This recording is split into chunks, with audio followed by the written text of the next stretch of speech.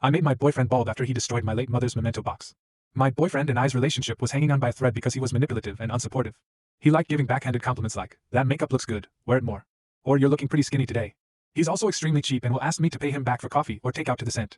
However, the main problem is his anger issues. They are so terrible. He loves video games and he buys a new controller every 2 weeks or so because he breaks ITT. If he's in a bad mood, I stay out of the way because he likes to shout at me. Now the main issue, my mother passed 3 years ago, and it's been very hard. I'm doing a lot better nowadays, but there are still days I think about her and become sad. My boyfriend doesn't support me during these days. They happen randomly, sometimes once a month, sometimes twice a month, and sometimes not for a few months. But when they do, it's bad. I stay in bed all day as I cannot force myself to get up. Last week was my mother's death anniversary, and I was downstairs on the couch watching a comedy to distract myself from it when I asked my boyfriend to get me a glass of water. He was already in a bad mood, as he always is when I have days like this, but when I asked he just exploded. He exclaimed that I should do it myself. He kept yelling, saying I'm using my mother's death as an excuse to do nothing, that he won't be my slave whenever this happens, and that I do nothing but feel sorry for myself over something that happened 3 years ago. I started crying when he said that, and he just yelled further saying I'm guilt-tripping in him with crocodile tears. He then ran upstairs and left me crying downstairs. I then heard loud banging as well as the sound of glass breaking. I ran upstairs to see what was going on, and what I saw made me freeze.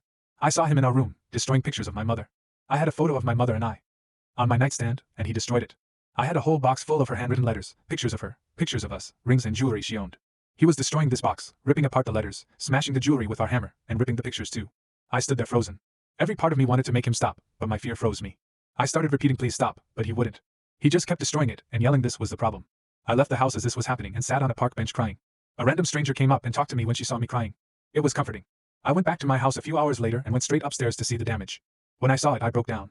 I knew most of it would be destroyed, but I was hoping he'd at least leave some. But no, every letter and picture was ripped, every frame destroyed, and every ring, earring, or necklace smashed. It was all still on the floor. I scooped up what I could and placed it in a bag. He was downstairs not even acknowledging me. To me, our relationship was over. I had already taken him back 3 times and I wouldn't do it again. But before ending it, I needed him to feel pain. I looked at a ripped picture of my mother and thought about how she was an eye for an eye kind of person.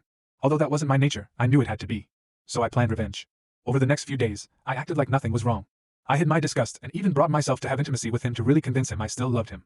And then a few days later, I secretly bought hair remover. Now, my ex-boyfriend loved his hair. He took great pride in styling it and looking after it.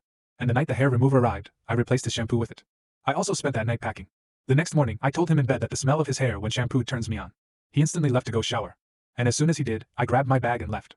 About 10 minutes after leaving, I texted him saying I am done, telling him to enjoy his new hair. He tried to reach out a few times, but I blocked him.